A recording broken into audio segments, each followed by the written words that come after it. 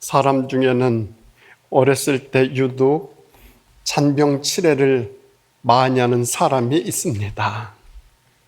그런데 의사들은 통계적으로 그런 사람이 건강하고 장수한다고 합니다. 그래서 나온 말이 골골백세라는 말입니다. 그런데 지금은 골골백세보다 쌩쌩백세를 내세웁니다. 골골백세든 쌩쌩백세든 관리를 잘 해야 됨을 강조합니다.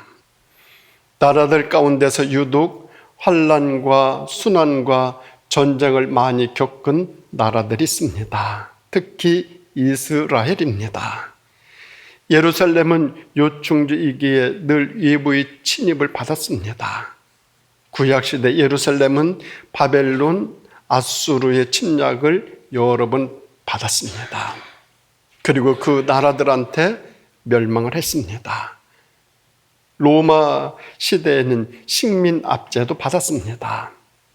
2차 대전 때는 히틀러로부터 600만 명이 학살당하게 됐습니다. 지금도 이스라엘은 1000만도 안 되는 국민들이 2억 넘는 아랍인들로 둘러싸여 긴장 속에서 항상 살아가고 있습니다. 지금도 전쟁 중에 있습니다. 그래서 시편을 보면 원수, 적, 전쟁에 대한 시가 많이 나옵니다. 특히 46편을 보면 하나님은 우리의 피난처요 힘이시오니 환난 중에 만날 큰 도움이시라. 그러므로 땅이 변하든지 산이 흔들려 바다에 빠지든지 바닷물이 솟아나고 넘침으로 산이 흔들릴지라도 우리는 두려워하지 아니하로다. 이렇게 고백하고 있습니다. 그리고 오늘 본문에서도 고난당하는 것이 내게 유익이라고 고백합니다. 시편의 시는 대부분 이렇게 고난을 겪는 과정을 나타낸 고백들을 모아놨습니다.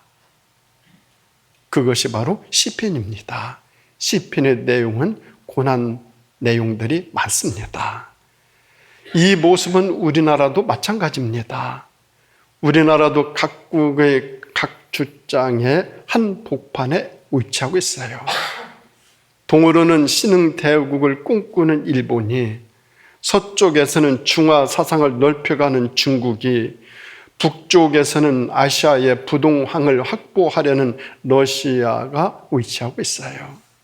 이들의 각축과 싸움에 새우 등 터지는 격이 우리 역사 속에 있어 우리 역사를 보면 편안한 날이 별로 없었습니다. 그로 인하여 억눌려 살아간 역사, 고난의 역사가 바로 우리나라 지난날의 역사요, 어쩌면 지금도 그에 해당되기도 합니다. 이스라엘과 우리나라 고난의 역사 공통점이 있어요. 이스라엘은 메소포타미아 문명의 발생지, 우리나라는 황하 문명의 발생지, 세계 4대 문명의 발생지 중에 두 군데에서 가장 연약한 나라, 가장 미약한 나라인데 유독 이스라엘과 우리나라는 지금까지 생존하고 있습니다. 생존하고 있습니다. 그것은 그만큼 고난을 잘 관리하고 극복해 왔다는 증거이기도 합니다. 고난 우리 삶 속에 너무너무 많이 있습니다. 그런데 그 고난을 잘 관리하는 사람과 관리하지 못하는 사람과의 차이는 하늘과 땅 차이이기도 합니다. 나라마다 광복절이 있습니다. 미국은 7월 4일 영국의 지배로부터 있다가 죽음 아니면 자유를 달라 독립선언을 한 날입니다. 중국은 10월 10일 쌍십절이죠. 청조로부터 지배받다 봉기하여 중화민국을 세운 날입니다. 이스라엘은 1월 14일입니다. 430년간 애굽에 종살이하다가 출애굽한 날이기도 합니다. 최대 명절이 6월절입니다. 우리나라는 8월 15일 어제 광복절 81주년을 맞았습니다. 우리 역사 가운데 가장 어두운 기간은 일본의 통치되던 시기입니다. 말, 글, 이름, 주권 다 빼앗겼어요. 억눌린 기간이었습니다. 그러다가 해방되었습니다. 해방은 되었지만 참으로 비참했어요. 해방 전에는 온갖 억압과 핍박의 삶을 살아서 해방 후에는 좀 나아질 줄 알았는데 얼마 되지 않아 동족 간의 엄청난 전쟁으로 가난에다가 폐허에다가 이루 말할 수 없는 아픔을 겪었습니다. 전쟁의 아픔입니다. 그리고 이 전쟁은 지금도 계속 진행 중이에요. 아직 우리 종전선언 안 했어요. 지금은 휴전기간이에요. 1950년 전쟁이 발발했지만서도 1953년 휴전협정을 맺었지만서도 종전선언 안 했어요. 문재인 대통령이 종전선언하려고 무진장 애썼지만 되지 않았어요. 지금은 휴전기간이에요. 계속 전쟁이 진행 중이에요. 내일 모레 이틀 후에는 8월 18일이죠. 8.18 하면은 판문점 도끼만행 사건이 일어난 날입니다. 올해가 50년째예요. 50년이 됐어요. 당시 사망한 보니파스 데이와 마크 베렛 중의 유족들이 처음으로 함께 이번 기념식에 참석한다라는 기사를 봤어요. 저는 8.18 도끼만행 사건 하면은 기억이 나요. 왜냐? 제가 군 생활했을 때입니다. 입대하여 3월 2일 날 입대하여 5개월 지냈을 때 2등병으로 포병부대에서 정훈병으로 있었습니다. 유엔군의 공격 준비 태세인 태프콘2가 발동되자 우리 부대는 포병부대이기 때문에 전쟁 나면 우리 부대가 배치되는 곳에 투입하기 위해서 며칠 동안 낮 밤을 가리지 아니하고 전 병력이 대장님 혼자만 지휘 진도하고 나머지는 전부 다 탄약고에 가서 차를 대놓고 포탄을 차에 실었어요. 밤낮 없이 실었어요. 며칠 동안. 그리고 군 전방에 우리 부대가 배치되었어요. 2등병이었는데 탄창에 실탄이 140발이 탁 다 주어졌어요. 그때 탄창이 140발 주어져서 총에 실탄을 탁 장전해 놓고 경계를 쓰고 있었을 때가 8월 18일 도끼만행 사건이 일어났을 때입니다. 그때 기억이 지금도 생생합니다. 결국은 김일성의 유감 표명을 유엔군이 받을까 말까 고민하다가 하루 만에 그것을 김일성의 유감을 수용하면서 이 사태는 마무리가 되었어요. 휴전 기간 중에 태프콘2 남북 간에 가장 긴박했던 순간, 그 순간이 8.18 도끼만행이었는데 내일 모레가 벌써 50년이 지났어요. 50년이 지났어도 지금 계속 전쟁 중이에요. 지금도 계속 전쟁 중이에요. 전쟁 당시에는 총으로 싸웠어요. 그런데 지금은 무엇으로 싸웁니까? 이념으로, 사상으로, 도처에서 더 치열하게 전쟁을 치르고 있는 중입니다. 이를 극명하게 보여주는 것이 현 대통령이 가장 신임하고 아주 가까운 곳에서 오랫동안 보호자하는 사람이 전쟁입니다 라는 말을 서슴없이 썼어요. 지도자일수록 현 시국을 평화로 이끌어 나가야 되는데 현 시국을 전쟁으로 이끌고 나간다? 불행한 일들이 발생할 수 있어요. 지도자일수록 현 시국을 평화롭게 이끌어야죠. 그런데 전쟁입니다. 모든 것들을 전쟁으로 대한다면 어떻게 되겠어요? 아니죠. 그런데 우리 역사를 보면 그러한 일들을 많이 겪었어요. 그 일들을 겪으면서 오랜 세월 고생 많이 했어요. 그러나 그 고난을 겪으면서도 지금의 이 나라를 일구었어요.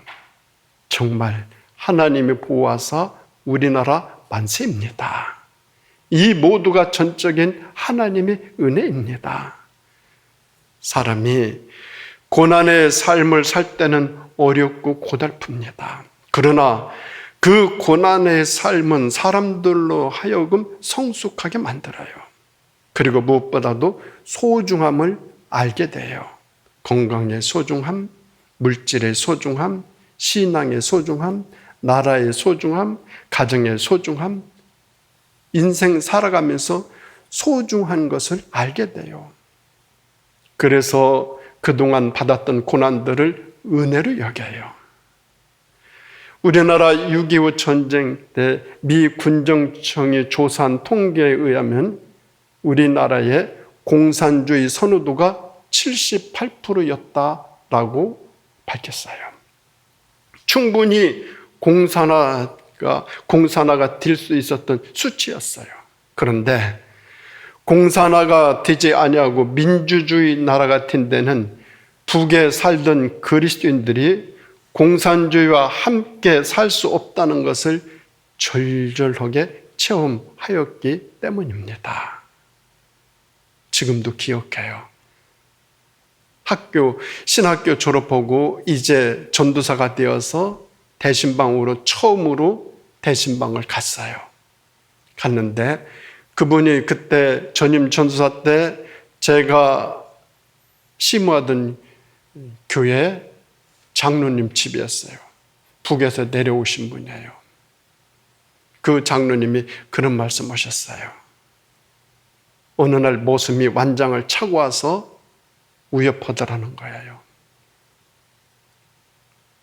완장을 차고 가서 모든 것들을 다 빼앗더라는 거예요. 너무너무 거기에 상처를 받고 내려오지 않을 수 없었다라는 이야기하는 것을 제가 전임 교육자가 되어서 성도들의 집에 처음 신방 가서 처음으로 들었던 이야기예요. 그분은 공산주의가 어떻다라는 것을 생생하게 첫 신방 때 말씀해 주셨어요. 그때까지만 해도 남해 있는 사람들은 공산주의 실체를 잘 몰라 선호도가 높았으나 신앙의 자유를 위해 남으로 내려온 그리스도인들이 알려주어서 그 실체를 알게 되었어요. 그런 면에서 그 시대의 그리스도인의 역할이 아주 컸습니다. 그래서 지난날의 고난을 생각해 보면 고난도 은혜였구나 하는 생각을 하게 됩니다. 살아가면서 겪는 고생이 오늘에 와서 생각해 보면 그것이 은혜였고 감사한 일이었다라는 생각을 가지게 되는데 이는 그 한때의 고생이 내 삶에 많은 유익을 주었기 때문입니다. 남의 입장도 이해하게 되고 마음의 여유도 가지게 되고 생각도 깊어지게 하고 그렇게 해서 내 삶을 더 단단하고 진지하게 만들어 줍니다. 고난이나 아픔이나 부족한 것은 때로 사람을 성장시키고 성숙하게 만듭니다. 삶의 폭을 넓게 만들기도 하고 깊게 하기도 하고 높게 만들어 주기도 합니다.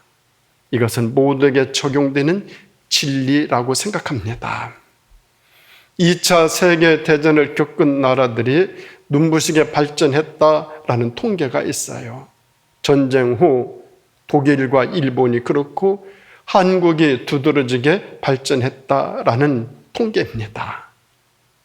당시는 고난이었지만 전란을 겪은 아픔 때문에 오늘날의 발전을 이루었다라고 말하고 있습니다. IMF를 경험하였을 때 많은 사람들이 이제 나라가 망하는 줄 알고 눈앞이 캄캄하지 않았습니까? 그런데 지나고 보니 그것도 우리나라를 위하여 준비된 기회였고 국민은 그 위기를 기회로 활용하였어요. 국론이 하나로 묶여졌어요. 고난, 이로 말미암아 얻는 유익 매우 큽니다. 그래서 우리에게 때로 고난이 필요한 이유입니다. 고난은 당신은 어렵지만 지나고 보면 많은 유익을 줍니다. 그래서 시인은 고난 당하기 전에는 내가 그릇 행하였더니 이제는 주의 말씀을 지키나이다 고백하였어요. 고난 당하는 것이 내게 유익이라 이루 말미암아 내가 주의 율례들을 배우게 되었나이다 고백하고 있어요. 로마서 5장 말씀 보면 환난 중에도 즐거워합니다. 환난은 인내를, 인내는 연단을, 연단은 소망을 이루는 줄 알미로다 말씀하고 있습니다. 그래서 하나님은 이 고난을 적절히 활용하십니다. 그리고 이 고난을 프로그래마 하십니다. 그래서 우리는 고난 속에 하나님의 경륜이 있다 이렇게 해석을 합니다. 사도행전 6장을 보면 스데반이 돌로 순교당하는 장면이 나와요. 당시 초대교회 예루살렘 중심이었어요. 스데반이 교회 지도자 중에 제일 강한, 제일 우두머리 지도자였어요. 그런데 스데반이 순교되어져요. 스데반의 순교 이후에 흩어집니다. 예루살렘 중심의 초대교회 지도자가 순교되고 교회의 조직이 와해되었어요. 사도행전 8장 3절 보면은 사울이 교회를 찬멸할 때 각 집에 들어가 남녀를 끌어다 옥에 가뒀다 말씀하고 있어요. 상황이 급하게졌어요. 그리스도인들이 야밤을 틈타 도망을 쳤어요. 어디까지? 사마리아까지. 얼마나 그 시대가 급박하였는지 보여주는 예예요. 왜냐하면 유대인들은 당시 사마리아인들을 상종하지도 않았어요. 말도 섞지 않았어요. 그곳을, 그 땅을 쳐다보지도 않았어요. 그런데 상황이 급박해지니까 그곳에 들어갔고 그 사람들 속에서 함께 살았어요. 상황이 너무 급박하니 사마리아까지 도망가서 숨게 되었어요. 위기의식을 느꼈기 때문이죠. 비상 상황에 모두 걱정하며 탄식할 때죠. 이것이 인간의 한계죠. 그런데 우리 그리스도인들에게는 한 가지 독특한 생리가 있어요. 그것은 가는 곳마다 전도를 한다는 것입니다. 그리스도인들은 사마리아 가서도 전도를 했어요. 핍박이 있기 전에는 상상도 하지 못할 일이에요. 우리가 사마리아인들을 전도해 택도 없는 소리. 그런데 지금은 그게 아니에요. 핍박이 있기 전에는 사마리아 땅 근처도 안 갔어요. 그런데 지금은 그 땅에 들어갔어요. 그런데 그곳에서 기적이 일어나요. 하나님이 하시는 일입니다. 하나님은 핍박을 이렇게 활용하십니다. 복음은 핍박과 박해와 순환을 통해서 세계로 곳곳으로 흘러 들어갔습니다. 스데반의 순교는 분명 불행한 일입니다. 조직이 와해되는 너무 불쌍하고 불행한 일입니다. 그런데 그 여파로 인해 안주하여 살던 그리스도인들이 전 세계로 쭉쭉 퍼져 나갔습니다. 결과 복음이 확산됐어요. 복음이 세계화가 되었어요. 그 역할을 최초로 감당하게 되었어요. 복음의 세계화에 최초로 기여하게 되었어요. 생각해보면 하나님의 뜻이죠. 하나님의 뜻이죠. 그런 면에서 우리 그리스도인들은 소극적으로 살고 안주하며 사는 삶을 하나님이 원하시지 아니하셔요. 하나님의 뜻을 거역하는 삶이라 여길 수 있어요. 그리스도인들이 예루살렘에 모여 우리끼리 여기가 좋사오니 하고 안주하는 것 하나님 용납하지 아니하셨어요. 여기가 좋사오니 베드로가 말했을 때 예수님께서 산에서 내려가야 된다. 변화산성에서 베드로가 예수님에게 엘리야하고 모세하고 예수님하고 같이 있는 그 모습을 보고 너무나 좋아서 예수님에게 여기가 좋사오니 했지만 예수님은 물리치고 내려가라 말씀하셨어요. 그리스도인들이 평양이 좋아서 평양에 옹기종기 모여 우리끼리 안주하던 것 용납하지 아니하셨어요. 전쟁을 통해 전국으로 흩으셨어요. 공산군의 핍박에 주어지니까 그들과 공존이 불가능하다라는 것을 알고 남으로, 서울로, 거제도로 떠났어요. 내려오고 올라가면서 공산주의의 폐해를 알림으로 오늘 우리나라가 공산화가 되지 않고 민주주의 나라가 되게 되었어요. 복음이 순식간에 전국적으로 확산되는 계기가 되었어요. 하나님은 고난을 이렇게 프로그래마 하십니다. 그리고 그 고난을 전향적으로 활용하십니다. 아이가 성장할 때 몇 번씩 감기에 걸립니다. 홍역도 치릅니다. 넘어져서 깨지고 부러지고 다치면서 자랍니다. 성장 과정입니다. 모든 우인들, 모든 사람들이 그런 과정을 거쳐서 자랐습니다. 예수님의 12 제자들 3년간 오전 훈련과 연단을 받았어요. 처음에는 실패를 거듭했어요. 무능한 모습 보였어요. 그런데 예수님은 그들을 나무라 하지 아니하셨어요. 그런 과정을 거쳐서 그들은 예수님의 제자가 되었고 나중에 다 순교할 수 있었어요. 이스라엘을 사용하시려고 하나님은 그들을 모질게 훈련하셨어요. 마침내 그들은 세계로 흩어졌어요. 디아스포라라고 불러요. 흩어질 때 사람들은 몰랐어요. 모르니까 불안했고 두려웠고 낙심하였어요. 그런데 오늘 와서 생각해 보니 그것이 하나님의 경륜이요 하나님의 섭리였다라는 것을 알게 되어져요. 세계로 흩어져 있었기에 오늘 이스라엘이 유지될 수 있었어요. 흩어지지 않으려고 하니까 하나님이 고난을 통해서 강제로 그들을 세상으로 흩어져 놨어요.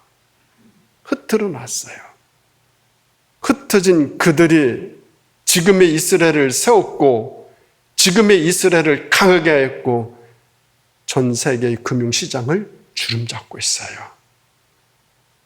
우리나라도 세계로 가장 많이 흩어진 민족이에요. 우리 민족도 그냥 놔두면 스스로 흩어질 민족이 절대로 아니에요. 우리 민족은 밖을 모르며 살아온 민족이에요. 고종 황제가 그렇게 개화시켜 보려고 노력하였지만 한사코 거부한 민족이에요. 상투를 자르면 집안이 망하는 줄 알고 상투를 부여잡고 거부하며 발버둥친 민족이 우리 민족이었어요.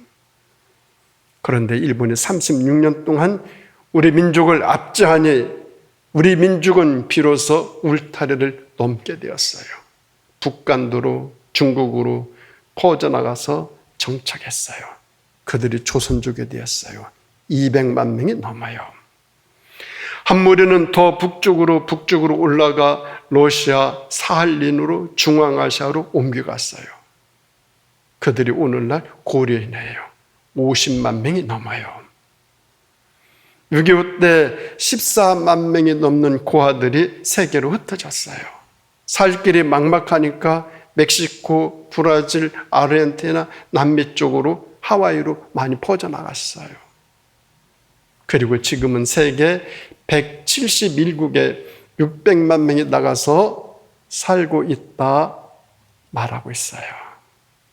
그리고 그 후손들이 지금 자기 모국에 자기 나라를 대표해서 대사로 와 있어요. 가나 대사가 그렇고 미국 대사가 그래요. 가나 대사는 선교사 아들이에요. 미국 대사는 이북에서 내려오신 분이 그 후손이에요. 하나님, 왜 흩으셨습니까? 오늘에 와서 눈을 뜨고 생각해 보니까 그것도 하나님의 섭리였어요. 사도행전은 그날에 사마리아와 모든 땅으로 흩어지니라 증언하고 있어요.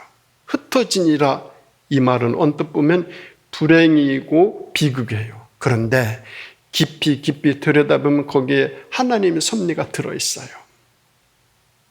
그냥 놓아두면 세상으로 퍼져야 할 복음이 정체되고 여기가 좋사오냐고 안주하니까 하나님이 강제로 흩으셨어요. 우리나라는 수출로 먹고 사는 나라예요. 수출로 먹고 사는 나라예요. 전 세계 171개국에 600만 명이 나가서 살고 있는데 어느 나라 물건을 쓰겠어요? 어느 나라 물건을 쓰겠어요? 지금 우리나라 수출 대국이에요. 이 조그마한 나라에서 세계의 물건을 팔아가면서 살고 있어요. 누가 살까요? 왜 사갈까요? 하나님이 흩으셨기 때문에, 전 세계 우리 민족, 우리나라 사람들을 흩어져 놨기 때문에 그러지 않을까요? 저는 그것이 그렇게 확신해요. 오늘 어려움을 당하시는 분들이 계실 것입니다. 삶의 여정이 힘든 분들 계실 것입니다. 그때가 기회입니다. 새로운 방향을 잡을 기회이고 새로운 기회를 얻을 섭리의 시간입니다. 고난은 분명 은혜로 하나님이 주시는 기회입니다. 하나님의 나의 삶에 간섭하신다, 개입하신다라는 사인이에요. 하나님은 아픔과 고난을 통해서 역사하시고 개입하시고 가까이 다가오십니다. 그리고 더 아름답게, 더 은혜롭게, 더 온전하게 우리 삶을 회복시켜 주십니다. 그래서 우리는 선하신 하나님을 안 믿을 수가 없어요. 선하신 하나님을 믿을 수밖에 없어요. 사랑하는 우리 성도 여러분, 어제는 광복 81주년 기념일이었어요. 전적인 하나님의 은혜로 고난을 통해서 우리나라를 더 은혜롭게, 우리나라를 더 아름답게, 우리나라를 더 온전하게 회복시켜 삼천리 반도 금수강산 하나님 주신 동산이 기쁨과 평화와 사랑으로 가득 채워 나가기를 선하신 예수님의 이름으로 축원드립니다. 기도하시겠습니다. 하나님 아버지 감사드립니다. 고난을 통하여 우리 삶에 가까이 오시는 주님, 주님의 선하신 뜻으로 저희들의 삶을 은혜롭게 아름답게 건강하게 회복시켜 주시고자 저희들과 함께 해주시니 감사드립니다. 어떤 고난이 있다 할지언정 간에도 그 고난을 통하여 선하신 하나님의 뜻을 익히 알고 깨닫고 더 성찰하여 우리 삶이 더 한 단계 성숙해 나가고 발전해 나갈 수 있도록 축복해 주시기를 예수님의 이름으로 간절히 기도드립니다. 아멘.